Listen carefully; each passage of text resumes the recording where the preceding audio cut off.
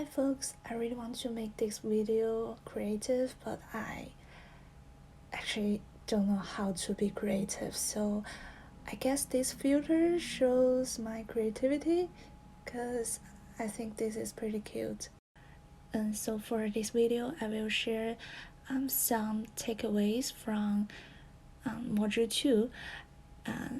I won't go over all the details from these modules, and I just pick some of the concepts that I learned from the lecture. So let's get started. And so in module 2, it brought up a concept of transnationalism, and in the context of immigration, this word means that people move and settle in a new country while maintaining strong ties to their home country. And Francisco, in his article, gave us a very good example.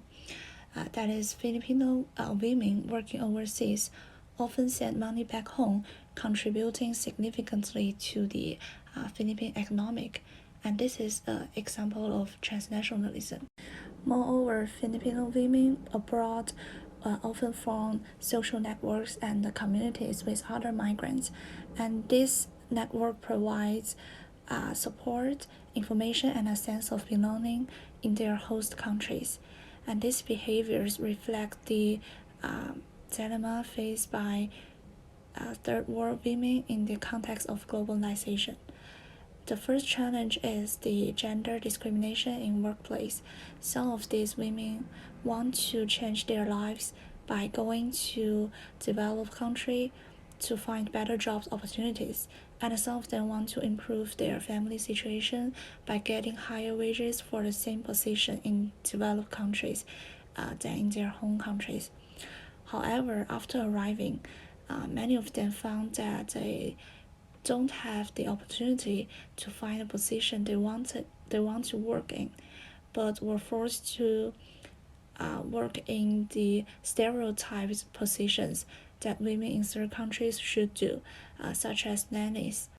Another dilemma is the lack of protection from the host country and home country.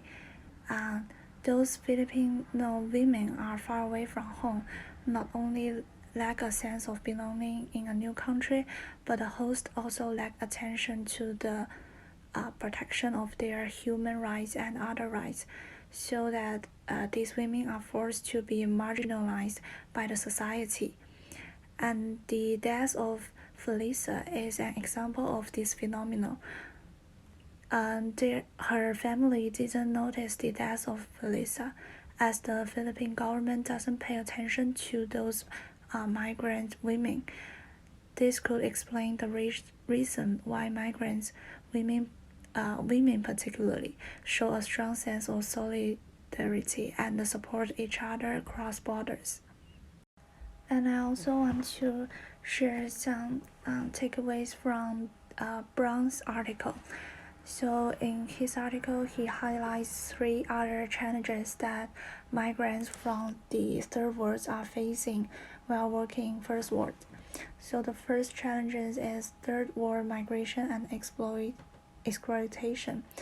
So this highlights the common trends where migrants from less economically developed countries move to wealthier countries. For example, from India to Canada, they will face exploitation in various forms. The cycle of exploitation often involves taking advantage of their vulnerable positions for cheap labors. So some migrants from India may treat badly in Canada, like working for very low wages.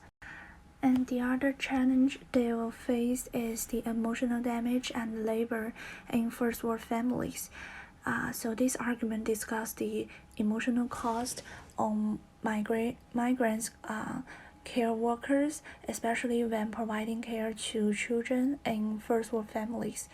And it emphasized the potential emotional and the psychological cost these workers may bear, especially when caring for children who are not their own.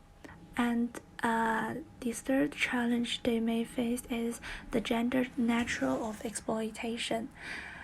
The focus on motherhood and family roles make specific groups of migrants, particularly women, more susceptible to exploitation. The gender natural of this exploitation can contribute to vulnerability of certain migrant groups.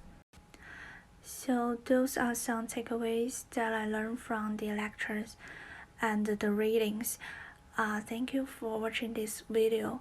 I know it's really boring, but I'm trying my best. And thanks for your time.